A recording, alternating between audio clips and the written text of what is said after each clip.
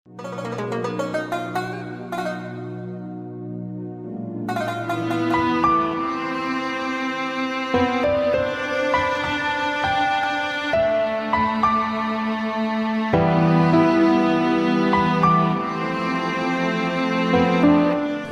जाना नहीं तू कहीं हार के, कांटों पे चल के मिलेंगे साए बहार के। ओ राही ओ राही ओ राही ओ राही। जी हाँ, कांटों के रास्ते पे चलकर जो इंसान संघर्षों के दौर से गुजरता हुआ सफलता की इबारत लिख रहा हो, उसके लिए शायद ये गाना बिल्कुल मौजू है। आज हमारे साथ संघर्षों के रास्तों पे चलते हुए बॉलीवुड में अपना स्थान बनाने वाले, सहारनपुर की रंगमंचीय जमीन से निकलकर फिल्मों में, टेलीविजन पर और थिएटर में एक अलग मकाम हासिल करने वाले ब्रजेश करणवाल हमारे साथ हैं। थैंक यू ब्रजेश जी, आपका खुल के बाद संदीप के साथ में बहुत बहुत स्वागत और अभिनंदन। धन्यवाद। सिर्फ एक शब्द में बताएं, क्या है ब्रजेश करणवाल? जुनून। बहुत खूब। अगर एक वाक्य में कहा जाए तो क्या है ब्रजेश करणवाल? पहले इस्तेमाल करो फिर विश्वास करो। और अगर यही बात शेर में कहनी हो? मेरे जुनून का नतीजा जरूर निकलेगा, इसी सियाह समंदर से नूर निकलेगा। बहुत खूब, बहुत खूब। अगर इसी बात को एक गाने में कहा जाए तो क्या है ब्रजेश करणवाल? मुझे अपने बारे में बिल्कुल ये है कि मैं पल दो पल का शायर हूँ, पल दो पल मेरी कहानी है। यानी जिस पल में आप जिंदा हैं, आप उसको जीना चाहते हैं। कोशिश करता हूँ जी। आगे क्या होगा देखा जाएगा, जो होगा। पता नहीं ना, सारा सिस्टम तो उसके हाथ में, पता नहीं कब किसकी जिंदगी का बटन दबा दे, खत्म कहानी। अच्छा, ब्रजेश करणवाल का बचपन कैसा था? बचपन बढ़िया था। गांव में खेलते थे, नदी में नहाते थे, पुल से कूदते थे, किसी के पपीते तोड़ते थे, किसी के अमरूद तोड़ते थे, मछली पकड़ने जाते थे, घर वालों से पिटते थे, स्कूल में जाते नहीं थे। बढ़िया मजेदार बचपन तो बड़ा कोई मजेदार। एक बढ़िया सी घटना जो बिल्कुल जहन में हमेशा तरोताजा रहती हो? ताजा फिल्म में कुश्ती का शौक था, तो हमारे गांव में दंगल होता था। तो मेरे रिश्ते में थे तो मेरी उम्र के, मेरे बराबर ही वो, 1-2 साल बड़े होंगे। तो उनको एक पहलवान ने हरा दिया। अच्छा, मैं शुरू से बड़ा शातिर दिमाग हूँ, तो मुझे गुस्सा आ गया। मैं उनसे कुश्ती लेने गया ऐसे। अब उस समय वो पूरे होश में था नहीं। जैसे उसने हाथ मिलाया, मैंने बागड़ी दांव मारा, तो पटक के निकल लिया। बोले तो बेईमाना। मैंने कहा हो चुका, हम चल रहे। तो वो उस पहलवान का मतलब आज भी उससे इस बात की कसक है कि एक छोटे से बच्चे ने मुझे हरा दिया। मुझे याद रहता है वो किस्सा। तो यानी शुरू से ही व्यवहारिक हैं, बचपन से व्यवहारिक हो? व्यवहारिक तो नहीं कहूंगा मैं खुद को, नहीं, क्योंकि ये इस तरह की जो एक काम था, ये एक्शन भावनात्मक तो नहीं था। ये तो था कि हाँ भाई, ऐसा कैसे हो गया कि ये हो रहा है कि मेरे होते हुए। हमारे गांव में आके दूसरे के गांव वाले ने मेरे चाचा को चित कर दिया। वो बर्दाश्त नहीं कर पाया और मैं उनसे भिड़ गया। अच्छा, तो यानी ब्रजेश करणवाल का जो खून है वो बचपन से ही खोलता है? हाँ, खून तो बचपन से खोलता है साहब, और आज तक खोल रहा है। हाँ। थिएटर की शुरुआत कहाँ से हुई?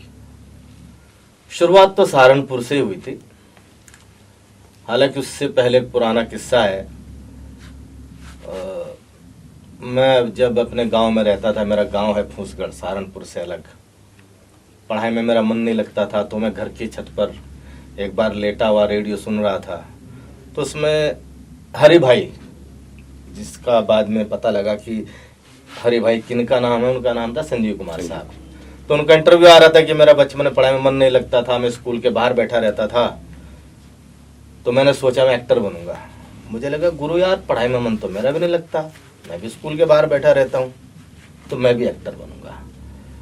तो अखबार में एक बार विज्ञप्ति निकली कि लखनऊ में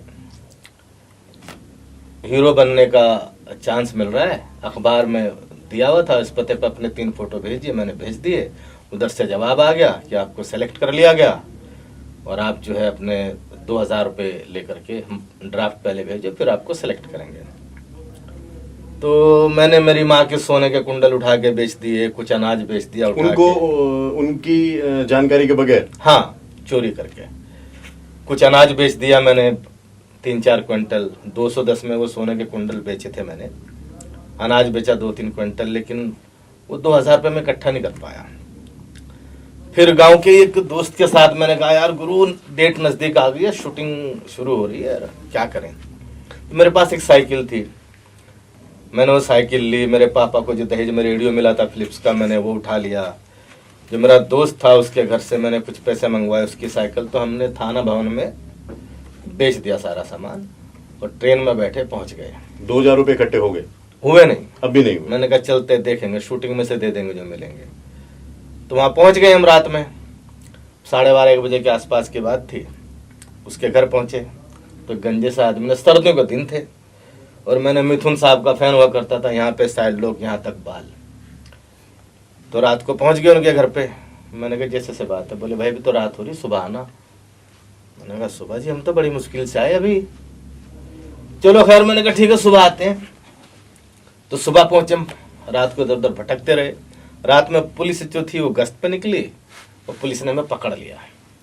कहाँ से आए, क्या कर रहे हो यहाँ, कैसे। मैं कहा जी मैं तो हीरो बनने आया हूँ, मेरे पास लेटर। तो अब वो हंसने लगे हमें देख के, जैसे आप हंस रहे हो। अच्छा, हमें पता नहीं क्यों हंस रहे हैं। थाने ले गए कि बेटा इधर आओ, तुम लोग पैर दबाओ। मैंने कहा रामनिवास पैर दबा भाई। तो मैंने कहा सर मैं मसाज करूँगा। अच्छा, तो मैं समझाने लगे बेटा ऐसा हीरो बनते हैं बम्बई, यहाँ बनाते हैं चूतिया। और तुम्हारे घर वालों को हम फोन करते हैं, पता भेजते हैं उनको, वो तुम्हें यहाँ से लेके जाएंगे। मुझे लगा, मैं मन मन में सोच रहा साले हमसे जल रहे हैं, हमें हीरो बनना देना चाहते नहीं है। उम्र क्या रही होगी उस समय? मैंने हाई स्कूल किया था, सन 90 की बात है। तो मैंने कहा मुझसे साले जल रहे हैं, चिढ़ रहे हैं ये। तो मैं उनकी बात में हाँ हाँ करता रहा। मैंने कहा सर आप बिल्कुल सही कह रहे हो, अब हमें ट्रेन तक छोड़ दो, अब हम चले जाएंगे। तो उन्होंने सुबह 5 बजे के आसपास हमें रिक्शा में बिठाया और उसको बोला कि उन्होंने स्टेशन पे छोड़ दो। जैसे हमें छोड़ के निकला, हम फिर वापस उसके घर। अब वो सुबह फिर ठंड में रजाई उड़ के निकला। रहे भाई साहब इतनी जल्दी आ गए। मैंने सर मुश्किल से आए, पुलिस ने पकड़ लिया था। मैं तो बोल रहे थे कि कहाँ जाना, मैंने कहा। तो बोल रहे थे कि आप फिल्में बनाते हो, चूतिया बनाते हो, फिल्में तो बम्बई बनती हैं। अच्छा ठीक है आओ बैठो। तो फिर वहां से खैर हमें पता नहीं था, लुट पिट के हम वापस पहुंचे। फिर अलग यानी रास्ता जो पुलिस ने कहा था वो बन गए, जो पुलिस वालों ने हाँ कहा था। वो करेक्ट बोला कि वो चूतिया बना। हम चूतिया बने, पैसे दिए, लुटाए। इधर जो लड़का मेरे साथ निकला था, उसके घर वाले हमारे घर वालों के साथ लड़ाई बजाने लगे कि तुम्हारा लड़का जो बदमाश है 1 नंबर का, पूरे गांव को पता है, हमारे लड़के को जो उठा के ले गया। वो लड़ाई बज रही थी गांव में। तो मैंने कहा यार वापस तो जाना नहीं, साइकिल बेच दी, क्या मुंह लेके जाएंगे। तो वहीं पे ही लखनऊ में स्टेशन के बाहर एक 786 करके ढाबा था। मैंने कहा काम करते हैं, पैसे कमाएंगे और फिर जाएंगे। फिर वो उसको मैंने बर्तन धोने पे लगा दिया, मैं खाना देने लग गया। वहाँ ओनर से लड़ाई बज गई। तो बड़ी मुश्किल से फिर वहाँ से निकले हम। तो बोला नहीं यार मुझे तो घर जाना है, मेरी भैंस भी आने वाली है, मुझे तो वो खीस पीना है उसका, और मुझे नहीं रहना, मैं तो भाई मुझे नहीं जाना तेरे साथ। रामनिवास बोले? हाँ रामनिवास बोले। तो पता नहीं मेरे मन में भी क्या हुआ। उधर मेरी माँ ने पता नहीं क्या पूजा पाठ कर रही। बाद में पहुंचे तो पता लगा मेरी शर्ट की पूजा अखंड वो चल रहा हवन कि वापस आ जाए खींच कर। हाँ वापस आ जाए। तो हम पहुंचे तो उसके घर वाले मेरे घर वालों के ऊपर चढ़े बैठे। तो जैसे ही देखा कि लो जी आ गया तुम्हारा लड़का, तो उसके घर वालों ने उसको साथ में लेकर अपने घर निकल गए। फिर मैंने देखा मेरी माँ रोने लगी, अरे भाई ये वो फलाना ढिमकाना। मैंने कहा भाई आ गए। मैंने पापा से कहा देखो ऐसा हमको तो बनना है हीरो, और हमें चाहिए पूरे 2000 रुपये। वहाँ पे 1700 रुपये हो गए, 300 रुपये बचे पड़े हैं, वो हमें दे दो आप। तो उन्होंने कहा कि सुबह, बोले सुबह देंगे। तो गांव में एक नाई था, मिर्ची नाम था उसका, उसको बुलाया। तो मुझे ज़बरदस्ती पकड़ा मेरे चाचा ने, मेरे सारे बाल कटवा दिए, गंजा कर दिया। बोले साले को इसको बनाएंगे हीरो। देखो हीराराम नाई का लड़का हीरो बनने गया था, भूसे की दुकान खोल के बैठा आज। तो तुमको तो साले टेलर बनाएंगे, तुम पढ़ाई छोड़ो, और तुम पास होने वाले हो नहीं भी। एग्जाम मैंने दे दिया था और हाई स्कूल में पास तो हो गए नहीं तुम, तो तुम ना टेलर की दुकान पे काम करो। तो मैं गुस्से में था। फिर वहाँ से किस तरह से भाग भूग के मैं सहारनपुर पहुँचा, फिर वहाँ से दिल्ली पहुँचा। फिर दिल्ली मुझे पता लगा कि भाई सही तरीका होता है थिएटर करना। तो दिल्ली जब मंदिर मस्जिद का कांड हुआ, उस समय मैं दिल्ली में था। तो वहाँ से फिर मैं वापस सहारनपुर आया। तब मुझे मेरे एक दोस्त हुआ करते थे, शिवपाल, जो नहीं है, वो मुझे थिएटर में ले गए। और डायरेक्टर थे उस समय वी.के. डोभाल जी। सिंहासन खाली एक प्ले हो रहा था। तो शुरुआत वहाँ से हुई और पहले दिन उन्होंने मुझे एक लाइन दे दी कि राशन की लंबी लंबी क्यू। अब वहाँ एक किशन भारती जी भी बैठे हुए थे, चांद दुर्रानी एक एक्टर हैं, आभा परमार एक लड़की थी, बहुत सारे लोग थे। तो मेरा इंट्रोडक्शन कराया गया कि भाई ये हीरो बनने गए थे लखनऊ में, ऐसे ऐसे। तो मैं पूरे जोश में था, हम तो बनने गए थे, उसमें क्या हम बनेंगे, क्या डायलॉग पढ़ो ये। तो मैंने पढ़ा राशन की लंबी लंबी क्यू। तो जो क्यू था मैं पढ़ा राशन की लंबी लंबी क्यों। पुरुष 3। हाँ, पुरुष 3, 1 2 3। तो बोले गलत पढ़ रहे हो, राशन की लंबी लंबी क्यों। मैंने कहा राशन की लंबी लंबी क्यों। बोले भाई साहब क्यों नहीं है, क्यों है। तो मेरे समझ में आया नहीं वो। तो रात को मैं और शिवपाल और एक हमारे दोस्त हुआ करते थे संजय वर्मा, जो डायरेक्टर है आजकल बॉम्बे में, हम तीनों पुलिस लाइन में बैठे। हमने रम ली, शराब, और वहाँ बैठ के हम दारू पी रहे। तो मेरे दोस्त ने मुझे बताया कि भाई क्यों और क्यों का क्या फर्क है। मैंने कहा यार तूने बताया एकदम समझ में आया, डायरेक्टर तो चूतिया साले से तो पता ही कुछ नहीं, तूने समझा दिया। बोले ऐसे नहीं बोलते, वो समझा नहीं पा रहे थे। मैंने कहा तुम करो डायरेक्ट। बोले हम भी करेंगे। तो वहां से हमारी थिएटर की शुरुआत हुई और वहां से फिर दूसरा प्ले शुरू हुआ, आत्महत्या की दुकान, जिसके डायरेक्टर थे संजय वर्मा और मेन रोल कर रहे थे शिवपाल और मैं। मुंबई जाने का ख्याल सबसे पहले कब आया और कैसा स्ट्रगल रहा आपका? ख्याल 93 में आया था। हम एक नाटक कर रहे थे, उससे पहले 2 कर चुके थे, सिंहासन खाली, आत्महत्या की दुकान। और तीसरा नाटक था बल्लभपुर की रूपकथा, जिसमें एनएसडी के कुछ लोग आए हुए थे। तो मुझे लगा हमसे बड़ा एक्टर कोई है नहीं, हम तो अमिताभ बच्चन बन गए। अब जब फिल्में बनती बम्बई है तो वहीं चलो। तो सीधा रात को टिकट कटा, शो करते सीधे बम्बई। अच्छा, शो करते घर भी नहीं पहुंचे, सीधा बम्बई। फिर वहां पहुंचकर मन टूटा कभी? नहीं, मन मेरा कभी नहीं टूटा। अच्छा, ऐसा कभी नहीं लगा कि नहीं सफलता नहीं मिलेगी? नहीं, वो आज तक मिलेगी नहीं जरूर। लगता। जबकि मेरे घर वालों को लगता है कि 26 साल हो गए, क्या हुआ, अब तक कुछ नहीं हुआ वैसा। तो मैंने कहा मेरे मन का हो रहा है, मैं मन का कर रहा हूँ। और मरते वक्त एक ही बात जो है वो अपने साथ जाती है कि आपने मन का किया कि नहीं। तो मैं बड़ा खुश हूँ और सफलता आज नहीं कल तो मिलेगी। और सपनों को सच करना बड़ा आसान थोड़ी ना है, मुश्किलें सामने आती आ रही हैं यार, मैं सामना कर रहा हूँ। बिल्कुल, ये एक बहुत अच्छी बात आपने कही कि सपनों को सच करना आसान नहीं होता है जी। और जब हम सपनों के पीछे दौड़ते हैं, सपने होते हैं हमारे फिल्म लाइन में मान लिया अमिताभ बच्चन बनने के, लेकिन बीच में पड़ाव में अगर हमें बाल बनाने पड़ जाए, हेयर ड्रेसर बनना पड़ जाए, तो कहीं वो सपने रुकते हुए नहीं लगता दिखते। आपको पता लग गया मेरे बारे में। एक्चुअली बात ये थी कि मैं बम्बई जाके करूँगा क्या। घर वाले तो मुझे भेजते थे टेलर की दुकान पे, मैं सहारनपुर में जाता था नाई की दुकान पे। अच्छा, कि वहाँ जाके एक फिल्म सिटी है, उसमें जाके मैं नाई की दुकान पे काम करूँगा, एक्टर लोग आएंगे, उनके बाल काटूंगा और इंडस्ट्री में घुस जाऊंगा। खर्चा चलाएगा, मेरा खर्चा चल जाएगा। तो ये मेरी प्लानिंग थी। तो इसलिए मैं घर चलाने के लिए, बम्बई में खर्चा चलाने के लिए नाई की दुकान पे काम करता था।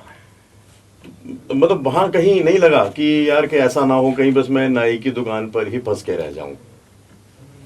नहीं, ऐसा लगता था, लेकिन मैं बीच बीच में क्या होता था, मैंने 172 जगह काम किया बॉम्बे में। 172 जगह? जी, नाला सुपारा से लेकर के चर्च गेट तक। बस विरार नहीं पहुंचा मैं, क्योंकि विरार से मुंबई शुरू होती है, चर्च गेट में खत्म होती है।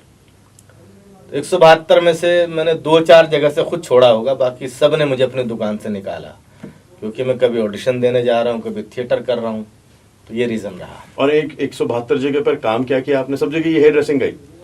हाँ, मुझे ये काम आता था, ये करता था मैं। इट्स अ बिग नंबर, 172 जगह तो वास्तव में लेकिन क्योंकि एक हुनर था आपके पास और हुनर को हमेशा ही तवज्जो दी जाती है काम की, तो शायद इसलिए आपको काम भी मिल जाता होगा आसानी से। हाँ, लेकिन मैं जितना, जैसे मेरे पास पैसे नहीं, मैं भूखा हूँ, तो मैं किसी दुकान पे लग गया, मैंने कहा भाई साहब काम, मैंने सुबह से शाम तक काम किया, 50 रुपए लिए दुकान छोड़ दी, खाना खाया, अपने काम पे निकल गए, ऐसा भी मैंने किया। अच्छा, जब आपको निकाला जाता था वहां से, जहां जहां भी आपने काम करा, तो वहां पर खून नहीं खोला? वहां पर एंग्री यंग मैन का भी जागा नहीं आपका? नहीं, वो अपनी जगह सही थे, क्योंकि संडे को अक्सर सैलून में काम ज्यादा होता है, और मुंबई में क्या होता है कि संडे को ऑडिशन ज्यादा होते हैं, तो मैं संडे को छुट्टी मार लेता था। तो उन्होंने बोलते थे भाई साहब आप हीरो बन लो गुरु, यहाँ नाई की दुकान पे काम मत करो। तो वो अपनी जगह सही थे। तो यानी आपकी शुरुआत भी बिल्कुल उसी, जो एक फिल्मी कहानी होती है, जो दिखाया जाता है कि यहाँ से एक युवा जाता है, फुटपाथ पर सोता है, छोटे छोटे काम करता है, तब कहीं जाकर उसको थोड़े बहुत काम मिलते हैं अपने पसंद के फिल्म इंडस्ट्री में। तो यही आपका भी सफर रहा कमोबेश? हाँ, कुछ ऐसा सही था, चूंकि गांव का रहने वाला था मैं, मिट्टी के कच्चे मकान हुआ करते थे, लाइट नहीं थी, हमें पता नहीं था कि फिल्में बनती कहाँ हैं, उस तरह की शिक्षा भी नहीं थी, तो ये मुसीबतें दरपेश आईं। पहला कौन सा काम था जो आपको मिला, जिससे कि हाँ आपको लगा कि हाँ यार अब मेरी पहचान बनी है? ओमकारा फिल्म मैंने की थी, उसमें जो मुझे रोल मिला और लोगों ने तारीफ की मेरे काम की। रोल छोटा था, हालांकि पूरी फिल्म में था, लेकिन सीन कम थे। हालांकि रोल में पहले उसमें कर रहा था दीपक डोबरियाल ने जो किया, मेरा फाइनल हो गया, लेकिन रातों रात पता नहीं क्या हुआ, फिर मुझे अगले दिन बुलाया जाता है कुछ बात करनी। मैंने कहा बात क्या करनी, बात तो होगी, एग्रीमेंट हो गया। बोले नहीं आओ। अभिषेक चौबे ने बुलाया था, जिसने सोन चिरैया कई फिल्में बनाई, उड़ता पंजाब उसने बनाई थी। यार ऐसे से बात है, वो रोल जो है दीपक के पास चला गया, तुम दीपक वाला कर लो। मैंने कहा क्यों, क्या बात? यार मैं यूपी का, मुझसे अच्छी कौन बोलेगा। बोले यार ये सवाल मत करो, इसके पीछे कई राज हैं। तो वो किसी को दिलवा दिया गया किसी के कहने से, तो ऐसे वो रोल मुझसे चला गया। आपके शब्द से एक बात निकली कि इसमें कई राज हैं, और अब नाम लेंगे तो वो लोग दुखी हो जाएंगे। तो कहते हैं ना कि कोई किसी के कंधे पे चढ़कर ही बड़ा होता है, और जो हुनर वो नीचे पड़ा होता है, तो ये होता है इंडस्ट्री में। ये बहुत गहरी बात आपने कही है, और इसी राज से रिलेटेड मैं पूछना चाहूंगा कि आज बॉम्बे इंडस्ट्री के दो नाम बहुत प्रसिद्ध हो रहे हैं जी, कंगना रनावत एंड रिया चक्रवर्ती। क्या कहना चाहेंगे आप इस बारे में? सर ऐसा, कंगना का तो मैं फैन हूँ, क्योंकि वो सच बोलती है, वो लड़की, मैं उसका फैन हूँ बेसिकली। नहीं, आप ऐसा मानते हैं वो सच बोलती है, या वास्तव में वो नहीं, सच वो बोलती है? बिल्कुल सच बोलती है, वो दिल से बोलती है, वो फ्यूचर नहीं देखती, वर्तमान नहीं देखती कि मेरा कितना नुकसान होगा, क्या होगा, वो सच बोलती है, उसने बड़ा सहा है, तो मैं उसका फैन हूँ। और रिया चक्रवर्ती? मुझे तो समझ में नहीं आया वो आज तक। जी, समझना चाहते हैं? नहीं, हर किसी नहीं। समझना भी नहीं चाहते? पूरा देश उलझा के रखा हुआ है, तो उसमें भी हम उलझना नहीं चाहते। मतलब कहाँ इतने अच्छे अच्छे प्यारे प्यारे लोग पड़े हैं, कंगना रनावत जैसे, उनमें मन लगाए हैं आप, तो उधर कहाँ फंसे यार। नकली लोग से मुझे पसंद नहीं। अच्छा, नकली बिल्कुल नहीं, पसंद बिल्कुल है। नहीं। जबकि बॉलीवुड की तो दुनिया ही पूरी नकली है। ये आपकी बात बिल्कुल सही, लेकिन मेरा ऐसा मानना है, मेरे गुरु ने मुझे एक बात सिखाई थी कि देखिए बोलते तो हम झूठ ही हैं पर्दे पे, लेकिन आपको असल जीवन में सच्चा बनना पड़ेगा। जब आप कोई झूठा, या जैसे आप शर्मा जी हैं, मैं आपका किरदार करूंगा और आप, मुझे सच बोलने की आदत है, जब मैं वो रोल करूंगा तो वो सच्चा लगेगा लोगों को। ये कहानी है।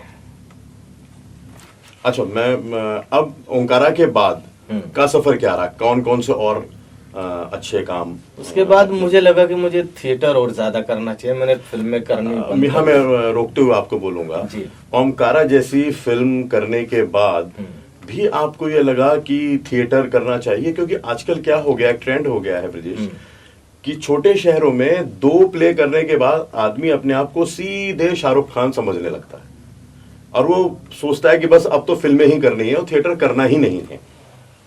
देखिए, हालांकि ये ज्ञान मुझे बहुत देर बाद प्राप्त हुआ, मेरे तब तक 12 साल खर्च हो चुके थे। बहुत कम एक्टर हैं, जैसे मनोज वाजपेयी साहब, परेश रावल साहब, बल्लाद सानी साहब थे, संजीव कुमार साहब। एक लाइन को किस तरीके से बोला जाए ये आपको थिएटर ही बता सकता है। वही लाइन मनोज वाजपेयी साहब बोल रहे हैं, वही कोई दूसरा बोल रहा है, उनकी लाइन लाजवाब हो जाती है। आपने बोली, आपका कुछ जवाब ही नहीं रहता। तो मुझे लगा कि मुझे लाजवाब सा कुछ करना है, तो मैं फिर से थिएटर करने लग गया था। और कौन सी फिल्में हैं आपकी जो कि अभी लास्ट तो ये सुविधा आई थी, और फिर मैं प्ले में लग गया, क्योंकि मुझे जो आनंद मिलता है नाटक करने में वो मुझे कहीं मिलता नहीं है। उससे कुछ पैसे कमा लिए थे, मैंने कहा अभी 1 साल का खर्चा आ गया तो अभी थिएटर करो। अच्छा, इतने साल 27 साल करीब आपको बॉम्बे में हो गए हैं जी। काम भी आपने काफी कर लिया है, लेकिन एक पहचान अभी वो स्थापित नहीं हुई है जो आपका टैलेंट के हिसाब से मिलनी चाहिए। तो मन में कहीं एक ऐसा एक दुख रहता है कि खासतौर पर इस नेपोटिज्म के वर्ड में, जहां कम टैलेंटेड लोगों को ज्यादा बड़ा काम मिल रहा है और टैलेंटेड लोगों को उतना काम नहीं मिल रहा है। मुझे लगता है बात, एक सात उचक की एक फिल्म की थी मैंने, इसमें एक डायलॉग था कि वक्त की माँ बहन एक हो रखी है, घोड़े घास खा रहे हैं और गधे आमलेट खा रहे हैं। तो ये नेपोटिज्म तो है वहाँ पे, चमचागिरी करना, बहुत तरह के कंप्रोमाइज़ करते हैं लड़कियाँ, लड़के भी अलग तरीके से कंप्रोमाइज़ करते हैं। मैं तो चूंकि सहारनपुर का, हमारी यहाँ तो मिट्टी कुछ अलग है, तो ये मुझसे होता नहीं तो कब के हम भी पहुँच गए होते। मतलब कास्टिंग काउच जैसी जो चीज है वो एग्जिस्ट करती है वहाँ पे? बिल्कुल करती है। आपके सामने कभी ऐसा मौका आया? मौका क्या कि देखिए, कास्टिंग वैसे तो पहले ही हो जाती है, बाद में ऑडिशन तो नाम का रहता है। हॉलीवुड की तरह नहीं है। अच्छा। कि बहुत ईमानदारी से ऑडिशन हो रहा है। ये एक फिल्म आई थी अविनाश दास की, उसकी कास्टिंग हो गई थी, अनारकली और फारा। तो उन्होंने कहा भाई कास्टिंग हो गई है, अब तो कुछ बचा नहीं। मैंने शूटिंग थोड़ी ना हुई है सर, एक ऑडिशन ले लो, क्या अब तो आपको एक अच्छा टैलेंट मिल जाए, वो रोल आपका बड़ा हो जाए। तो उन्होंने ले लिया और मेरा काम हो गया। फिर स्वरा भास्कर, कुमार विश्वास साहब ने भी लिखा था हमारे बारे में कि एक छोटे से रोल को बड़ा बना दिया। तो मेरे लिए बड़ी खुशी की बात थी। तो उनको भी एहसास हुआ कि यार मैं तुम्हें खो देता। तो ये होता है। अच्छा, अभी एक आपने जुमला एक यूज किया था कि फिल्म करी, पैसे आ गए, 1 साल का खर्चा जमा हो गया, तो फिर थिएटर किया। वो जो 1700 रुपए आपने जमा करे थे, हाँ, वो खर्च हुए कहाँ, किस पर खर्च हुए फिर वो तो हम साहब लखनऊ में लुट के आ गए थे। अच्छा, लखनऊ में लुट गए? हाँ, दे दिया था वो हमने, वो टैक्स था, वो शुरुआत थी। तो उसे मैं लुटना नहीं कहता, वो मेरी शिक्षा थी, स्कूल की फीस भरी थी मैंने। यानी जिंदगी जो है वो कदम कदम पर शिक्षित करती रहती है आपको। जी। हर किसी को जो भी करना चाहता, सीखना चाहता है जो जिंदगी से। मुझे लगता है कि किताबों से ज्यादा अगर आप समाज को पढ़ें, समाज से सीखें। बहुत बड़ी इतनी सारी किताबें हैं। किताबें तो हमारे पास लिमिटेड हैं। जो गणित मेरे पिताजी को पढ़ाया गया वो मुझे पढ़ाया जा रहा है, वही मेरे बच्चों को। मैं कुछ अलग गणित पढ़ना चाहता हूँ, इसलिए मैं समाज पढ़ता हूँ। मेरा कुछ वैसा सा रहता है। चलिए, आप समाज पढ़ते हैं तो हम समाज में से कुछ चीजें उठा करके एक छोटा सा खेल, रैपिड फायर, आपके साथ खेलते हैं। खेल खेले हुए आपको बहुत दिन हो गए होंगे। हाँ, लेकिन आग से खेलवाएंगे आप। आग से खेलेगी तो और ही बढ़िया होगा। वैसे एक फिल्म हमने की थी राम गोपाल वर्मा की, बच्चन साहब उसमें गब्बर बने थे जी। उसमें था रामू की आग। जी बिल्कुल, किस्सा सुनाता हूँ आपको। बिल्कुल। तो मैंने उनकी एक फिल्म की थी रामू जी की, शिवा, उसमें मैंने एक छोटा सा रोल किया था। तो उन्होंने मुझे बड़ा रोल दे दिया। नागार्जुन? नहीं, नए वाली। अच्छा, नए वाली शिवा। तो उसमें एक बड़ा रोल दे दिया हमको। तो 3 दिन तक वहाँ पे लाइटिंग होती रही, सेटअप होता रहा। रामू जी बड़े एक्साइटेड, गब्बर साहब अमिताभ बच्चन बने हैं। मैं गब्बर साहब का फैन हूँ, अमजद खान साहब का। तो उसमें हम सभी एक्टर बाहर बैठे रहते थे। तो एक दिन हमारा नंबर आया, तो हम एक यहाँ खड़ा कर दे, एक वहाँ खड़ा कर दे, एक वहाँ एक वहाँ। रामू जी ने एक्शन बोला कि एक्शन। बच्चन साहब लंगड़ाते हुए शुरू किया। मैंने कहा सर 1 मिनट। मैंने कहा करना क्या है? बच्चन साहब बोले आप चुप रहिए, जो करेंगे हम करेंगे। अच्छा, ये बोला उन्होंने कि हाँ, रामू जी उठ के आए, अमित जी 1 मिनट। तो एक लड़का था उसमें, कनिष्क जो एसोसिएट था, Kanishk you didn't tell Prachesh what is doing in the film. तो मैंने कहा, सर मुझे किसी ने बताया नहीं, मैं क्यों हूँ, कौन हूँ, कहाँ से हूँ, क्या हूँ, क्यों खड़ा हूँ। Amit ji is right, wait. तो फिर उन्होंने मुझे बताया कि यू आर गब्बर्स मैन। मैंने कहा डन, कैरेक्टर समझ में आ गया, चलिए। तो ये फायर आग, रामू की आग का किस्सा था। तो यानी देखिए, आपके अंदर इतना करेज था कि आप अमिताभ बच्चन जैसे अदाकार के सामने, और जब वो एंटर कर चुके हैं, आप उनको रोक सकें। कहीं घबराहट नहीं हुई मन में कि मैं इतने बड़े कलाकार को रोक रहा हूँ? नहीं, मुझे घबराहट नहीं हुई, क्योंकि मैं उनका फैन हूँ, वो भारत को रिप्रेजेंट करते हैं, मैं उनको सैल्यूट करता हूँ। लेकिन जब वो स्टेज पे थे, वो कलाकार थे, एक कैरेक्टर थे, मैं भी एक कैरेक्टर था। उस समय मैं उनमें अमिताभ बच्चन नहीं देख रहा था, तो मैं कैरेक्टर देख रहा था, तो मुझे कभी ऐसा लगता नहीं। नहीं, लेकिन कई बार ऐसा होता है ना कि किसी बड़े आदमी को अगर आप बीच में रोक दें तो पता चला आप अगले क्षण आप उस फिल्म में ही नहीं है। मुझे इस चीज़ का कभी डर नहीं रहता है, क्योंकि मैं जो करने आया हूँ मैं वो करूँगा। एक आदमी के औरे में आके मैं खुद को निस्ता नाबूद कर लूँ, ऐसा तो नहीं हो सकता ना। अच्छा, इतनी नुकीली ये चुभन जो है एक आपके अंदर, एक आपकी पर्सनालिटी में, जी, ये क्या बचपन से ही है या जमाने के साथ रहते रहते बन गया है ये एक व्यक्तित्व? नहीं, क्या ठोकरें खाते खाते आदमी सीख जाता है। मेरे साथ भी कुछ वैसा ही है। हम भी मतलब एक्सपीरियंस ऐसे ही हुआ है, सीखते सीखते लोगों से, ठोकरें खाते खाते। किसी ने धोखा दे दिया, किसी ने प्यार किया, किसी ने नहीं किया, किसी ने हाथ पकड़ा और चलती ट्रेन में छोड़ दिया। तो एक बड़ा अच्छा शेर है कि जिसने कहा था मेरा सफ़र बड़ा लंबा है, जंजीर खींच कर वो मुसाफिर उतर गया। वाह, क्या बात। तो ऐसे ऐसे लोग सिखा देते हैं। मैं समझता हूँ कि वो सिखा के जाते हैं आपको, मैं उनको धन्यवाद बोलता हूँ। चलिए उसी देखते हैं कि आपने जो कुछ सीखा है प्रैक्टिकल, वो इस रैपिड फायर गेम में ठीक है। कितना सामने निकल के आता है। मैं कोशिश करता हूँ, हालांकि मैं कुश्ती के अलावा कहीं जीता नहीं हूँ आज तक। तो जैसे कि आपने बताया कि कुश्ती आपकी बड़ी प्रिय है, जी, तो एक छोटी सी कुश्ती हम भी खेलते हैं, शब्दों की। शब्दों की कुश्ती मुश्किल है, मैं जीत पाऊंगा। मैं पहलवान वाली कुश्ती की बात कर रहा था। नहीं, उसमें तो आप यकीनन जीत जाएंगे, कम से कम मेरे से तो जीते जाएंगे। फिलहाल तो हम शब्दों की कुश्ती की बात करते हैं। मैं कुछ व्यवहारिक चीजें आपसे पूछता हूँ और आपको एक के बाद एक उसका जवाब देना है। जी, ठीक है, तैयार है? हाँ, कोशिश करूंगा। चलिए, पहला प्रश्न है आपका, अगर आपको भोजन खरीदना हो तो कौन सा भोजन खरीदेंगे? मुझे चटनी रोटी पसंद है। अगर आप जानवर होते तो कौन से जानवर होते और क्यों? मैं कुत्ता होता। क्यों?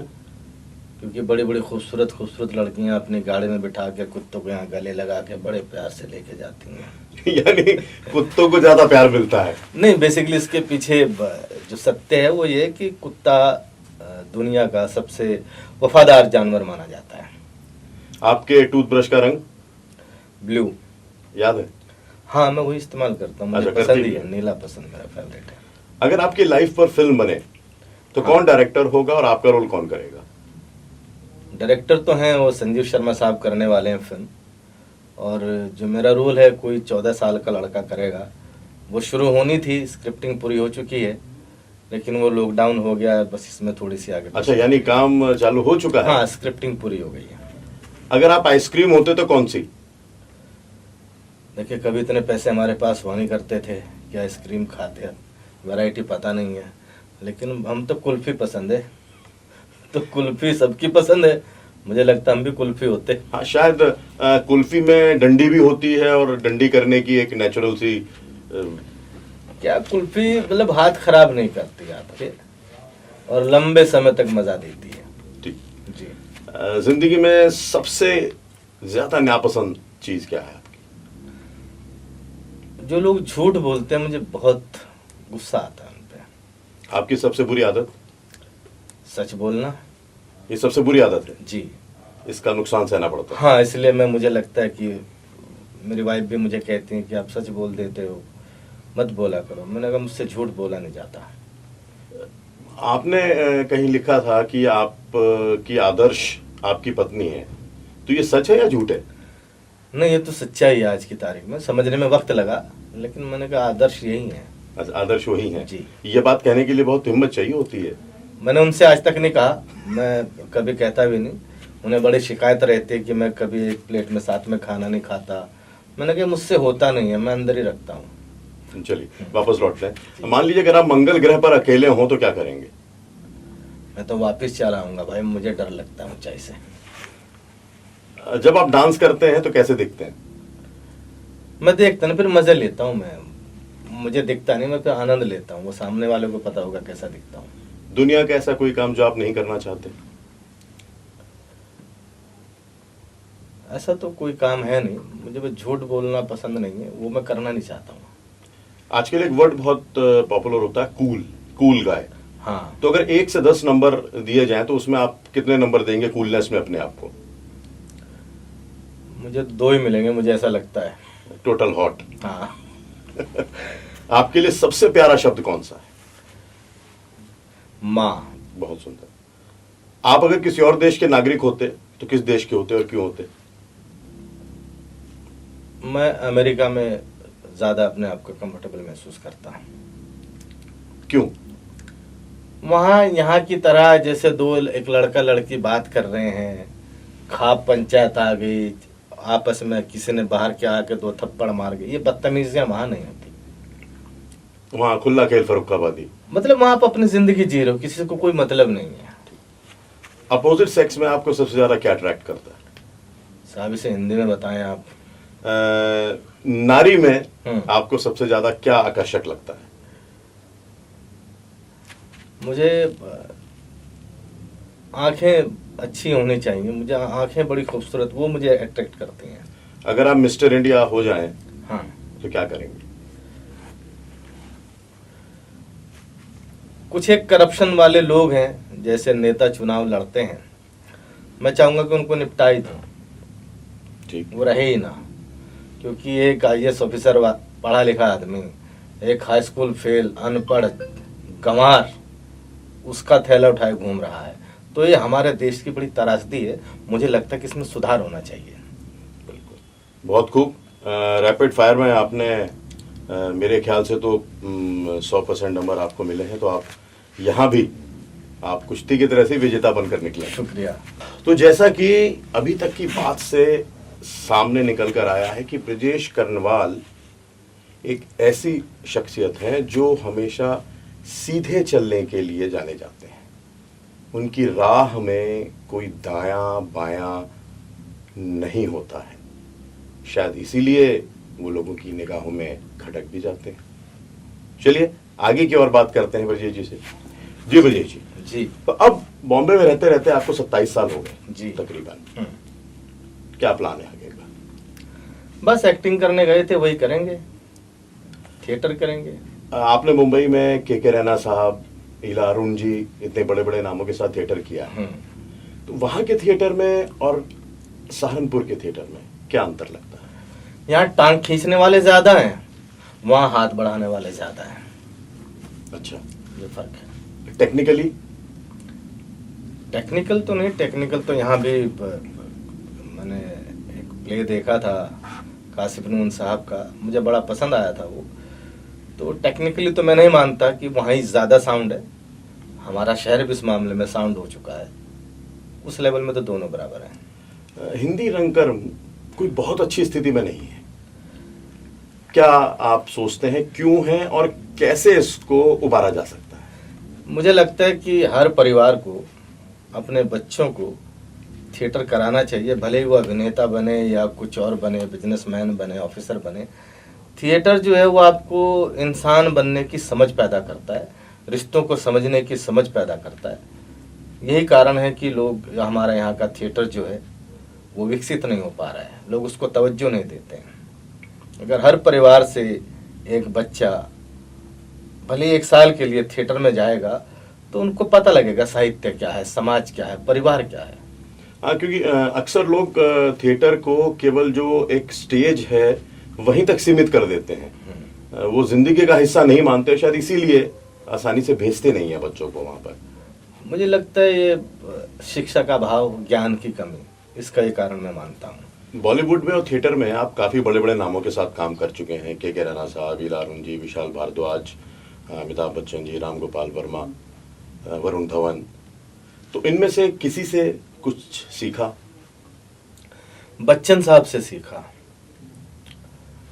बच्चन साहब एक तो टाइम के पंक्चुअल हैं, वो टाइम से, समय से आधा घंटा पहले आ जाते हैं और वो शिकायत नहीं करते कि यार मुझे सुबह से बिठा रखा है, मेरा शॉट कब लोगे, मेरा सीन कब करोगे। तो ये जो चीज़ है सेट पे मुझे बहुत आनंद देती है। मैं अब शूटिंग पे जाता हूँ, आराम से बैठा रहता हूँ, परेशान नहीं होता। मुझे लगता है एक आदमी मुझे खाना दे रहा है, पैसे दे रहा है, 100 लोगों का यूनिट है, उसे मुझसे ज़्यादा चिंता है, तो मैं क्यों पैनिक हो रहा हूँ। मैंने अगर उसको 8 घंटे दिए हैं तो मैं 8 घंटे बैठूंगा। तो ये बच्चन साहब से ये क्वालिटी मैंने उनसे सीखी है। आपका स्क्रीन नेम सनम कुमार है, कुछ खास वजह? स्क्रीन नहीं, बेसिकली मुझे लिखने का शौक है, कभी कभी तो मैं तखल्लुस लगा लेता हूँ सनम। हालांकि इसके पीछे एक मेरी गर्लफ्रेंड हुआ करती थी बॉम्बे में, तो वो पता नहीं क्यों मुझे सनम सनम कहती थी। हुआ करती थी? हाँ, अब नहीं है। अब नहीं है? अब नहीं है। ये दुख भरी दास्तान है ये? दुख भरी नहीं, क्योंकि बहारें और भी आएंगी। अच्छा, अभी आशाएं बाकी हैं? आशाएं क्या, मेरी मतलब 55-60 तो गर्लफ्रेंड रही हैं, और यह कि बीबी एक ही है। अब लोगों को मुझसे मिलके लगता है, किसी को जैसे मैंने कहा था कि इस्तेमाल करें फिर विश्वास करें, मैं देखते ही समझ में आता नहीं हूँ। किसी की बात होती तो उन्हें लगता है कि इसमें कुछ है, और कम दिमाग वालों से, लड़कियों से या व्यक्तियों से मेरी पटती नहीं। जो जहनी होते हैं, थोड़े पढ़े लिखे होते हैं, तो उनकी समझ में मैं आ जाता हूँ और मेरी समझ में वो आ जाते हैं, तो ऐसे लोगों से रिलेशन हो जाते हैं। यानी आप, जो सलमान खान है, उनका एक डायलॉग था शायद, मैं दिल में आता हूँ दिमाग में नहीं आता हूँ। हाँ, उसी के कुछ आसपास ऐसा ही कहीं है। मुझे ऐसा लगता है कि ना मैं समझ में आता, ना समाज में आता हूँ, मैं नजर में आता हूँ। ऐसा कुछ है। अच्छा, 55-60 गर्लफ्रेंड आपकी हैं? थी। मौसम कभी गर्म नहीं होता है? मौसम नहीं, मौसम को पता है कि यहाँ पर मैं बताना चाहूंगा, मौसम जो है वो ब्रजेश करणवाल जी की धर्म पत्नी का नाम है जी। एक्चुअली क्या है कि उनका मानना है कि पंछी कहीं भी जाएगा, शाम को तो लौट के घर ही आएगा। यानी बहुत ब्रॉडर पर्सपेक्टिव के साथ जी। वो आपके साथ हैं। इसलिए हम सुनने में आया, तो आपने अपने आप ही बता दिया कि आप काफी दिलफेक रहे हैं और आपके अफेयर्स रहे हैं। हम पूछने ही वाले थे तो आपने खुद ही स्वीकारोक्ति कर ली कि मेरे तो जीवन में कुछ 55-60। भी पर्दादारी नहीं है, कुछ छिपा नहीं है, मैं एकदम खुली किताब हूँ। मुझे जो जानते हैं, जिनके साथ मैं रहा हूँ, वो समझ लेते हैं कि भाई ये 4 कमरों का फ्लैट है, इसमें 3 अभी खाली हैं या 1 खाली है, समझ में आता है। मिस्टीरियस सा कुछ है नहीं। कुछ लोग होते हैं मिस्टीरियस होते, समझ में नहीं आते। मुझे लगता है जो आदमी समझ में नहीं आ रहा, फिर उसके बारे में कोई राय बना नहीं पाता है। मेरे बारे में कम से कम एक राय कि यार सीधा मुंह पे बोलता है, खत्म कहानी। तो मुझे ये चीज़ सुकून देती है। साहित्यिक पसंद क्या है आपकी? क्या पढ़ना पसंद करते हैं? मुझे मुंशी जी बहुत पसंद है। मुंशी प्रेमचंद? हाँ, उनको मैं पढ़ता हूँ, क्योंकि वो जीवन की सच्चाई जो कल थी वो आज भी है। सांस्कृतिक पसंद आपकी क्या सबसे ज्यादा पसंद है? मुझे होली त्योहार। हाँ। अच्छा, रंगों का त्योहार, बस मुझे वो पसंद है। वाइब्रेंट नहीं, मैं सुबह से शराब पीने लगता हूँ, मीट बनाने लगता हूँ। दोस्तों, हमारा यानी खानदानी की होली है। हाँ, मुझे खिलाना पिलाना, मुझे आनंद मिलता है, सुख प्राप्त होता है। कहीं पढ़ा है कि आपकी भविष्य की योजना में रम का सबसे बड़ा दखल है? मेरा मानना है नहीं, मैं मतलब रम क्या, मैं इसे एक ना टॉनिक मानता हूँ। लोग शराब को पीते हैं, जब शराब उनको पीने लगती है तब वो जहर बन जाता है। तो मैं टॉनिक की तरह पीता हूँ, आनंद लेता हूँ। मैं पी के ये बदतमीजी वो सब नहीं, एंजॉय करता हूँ। तो वो बहुत ज़रूरी है।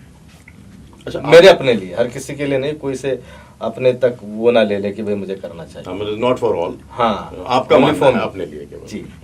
आपके स्टाइल में एक एरोगेंस है, तो इसको आप अब कॉम्प्लीमेंट लेते हैं या कमेंट लेते हैं अगर कोई कहता है तो? नहीं, मैं इसे ये मानता हूँ कि मैं सच्चा आदमी हूँ। मुझे झुकना पसंद नहीं, चमचागिरी पसंद नहीं। अगर आपको एरोगेंट लगता है तो भाई मैं हूँ, ये मेरा एटीट्यूड है, मैं ऐसा ही हूँ। बॉलीवुड में बड़े बैनर्स में अभी एंट्री ना होना, कहीं कोई कसक दुख? ना ना ना, हरगिज नहीं। उनकी किस्मत में मेरा प्यार नहीं है तो मैं क्या करूँ। मैं ये बहुत ही पॉजिटिव एटीट्यूड है इस मामले में कि भाई उनकी किस्मत में आपका प्यार उनकी नहीं किस्मत है। में नहीं है, मैं तो तैयार हूँ। अच्छा, बॉम्बे में बॉलीवुड में किसने बल्कि मैं कहूँगा, फिर से लूँगा सॉरी, बॉलीवुड में किसने आपका सहयोग किया?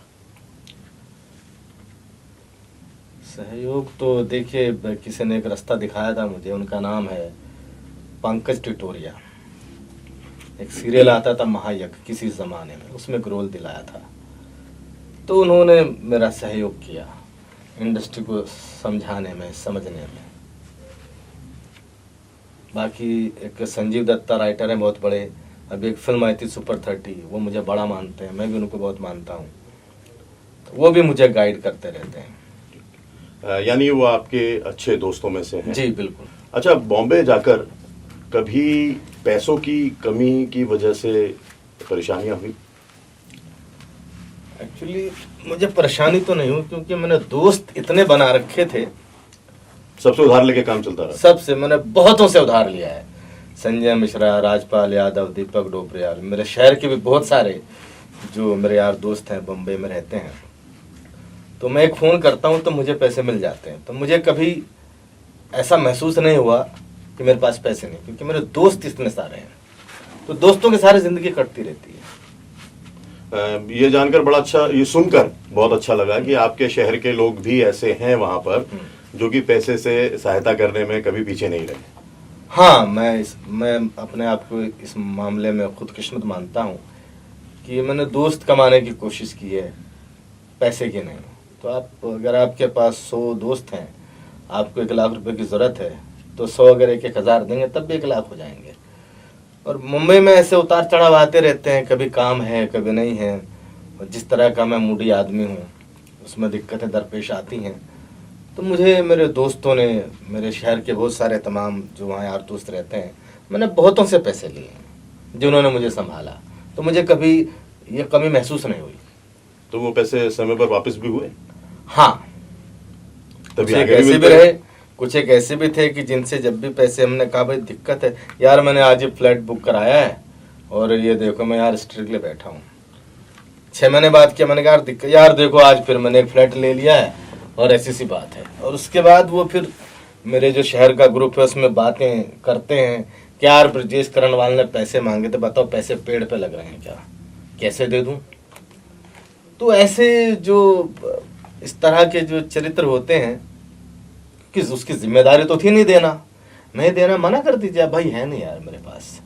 लेकिन फिर इंसल्ट करना शहर में लोगों में, वो सब अच्छी बात नहीं। इससे आदमी के चरित्र का पता लगता है, क्योंकि बड़े तो बहुत होते हैं, पैसा तो एक वैश्या भी कमाती है, बंगले में रहती है, लेकिन मैं बड़ा उसे मानता हूँ जो समाज से इज्जत कमाता है, इंसानियत जिसमें होती है, मेरा ऐसा मानना है। अब पश्चिमी उत्तर प्रदेश में फिल्म सिटी स्थापित होने जा रही है। हाँ हाँ, ब्रजेश करणवाल का क्या अब कार्य पश्चिमी उत्तर प्रदेश में बढ़ेगा? बिल्कुल, क्योंकि मैं हरगिज मुंबई जाना नहीं चाहता, मुझे मेरा शहर सबसे अच्छा लगता है। और यदि ऐसा हो जाए, हालांकि मुझे सपना ही लग रहा है ये, लेकिन सपने सच होते हैं ये मैं मानता हूँ, तो मुझे बड़ी खुशी होगी, फिर मैं अपने शहर में रहूँगा, मुझे जाने की ज़रूरत नहीं मुंबई। तो ब्रजेश जी, हम खुल के बाद संदीप के साथ के इस सेशन के बिल्कुल आखिरी पड़ाव में पहुंच चुके हैं, और जैसे कि हमारी परंपरा रही है, हम हमेशा अपने गेस्ट से ये जानना चाहते हैं कि वो अपने जो उनका कृतित्व रहा है, जो उनका जो व्यक्तित्व है, उसको अगर किसी एक गाने के रूप में वो व्यक्त करें, तो एक संगीत में अंत की तरफ हम चले जाते हैं कार्यक्रम के। तो कोई एक ऐसा गाना? देखिए, आप मुझसे संगीत में की अगर अपेक्षा करते हैं तो ये बड़ा धोखा हो जाएगा आपको। मैं बहुत बेसुरा हूँ, वर्ल्ड में अगर सबसे कोई बेसुरा है तो मैं अपने आप को मानता हूँ। तो गाना तो मुझे बिल्कुल नहीं आता। फिर भी जो भी एक पसंद हो कोई आपको अपने ऊपर, या उसे गुनगुनाने पर का क्या केवल? जीवन की सच्चाई है, वो गाना मुझे बड़ा अच्छा लगता है। वो बेहद पसंद है मुझे, मैं उस गाने को अक्सर सुनता हूँ, खुशी के मौक़ों पे भी, गम के मौक़ों पे भी, मुझे बहुत पसंद है वो गाना। गाना है अमोल पालेकर साहब हैं फिल्म में कि कहाँ तक ये मन को अंधेरे छलेंगे, उदासी भरे दिन कभी तो ढलेंगे। बहुत खूब। ये थोड़ा सा अगर गुनगुना दिए। मैं माफी चाहता हूँ साहब, मैं कह रहा हूँ बहुत बेसुरा सिंगर हूँ मैं। कहाँ तक ये मन को अंधेरे छलेंगे, उदासी भरे दिन कभी तो टलेंगे। आप गा के सुनाइए ना, मजा आएगा जी, ऐसा मुझे लग रहा है। पहली बार आज किसी गेस्ट ने ये कहा है कि आप गा करके सुनाएं, और ऐसे मौके को मैं जाने भी नहीं देना चाहूंगा। सुनना चाहता हूँ, इसलिए मुझे बेहद पसंद है जी। कहाँ तक ये मन को अंधेरे चलेंगे, उदासी भरे दिन कभी तो टलेंगे। बहुत बहुत बढ़िया शर्मा जी, शुक्रिया। बहुत बढ़िया। जी नहीं सकता तो जीने की तमन्ना छोड़ दे, बहते बहते जो रुक जाए वो दरिया छोड़ दे। मैं एक फूल था, मुझको कांटा बना दिया, और अब कांटे से कहते हो कि चुभना छोड़ दे। ये है शख्सियत ब्रजेश कर्णवाल की। तो ये थे ब्रजेश कर्णवाल जी, जो सहारनपुर की धरती से निकलकर मुंबई में अपने पैर पुख्ता तरीके से जमा चुके हैं। ऐसी ही और बहुत सी शख्सियतों को हम आपसे लगातार मिलाते रहेंगे। तब तक के लिए शब्बा खैर।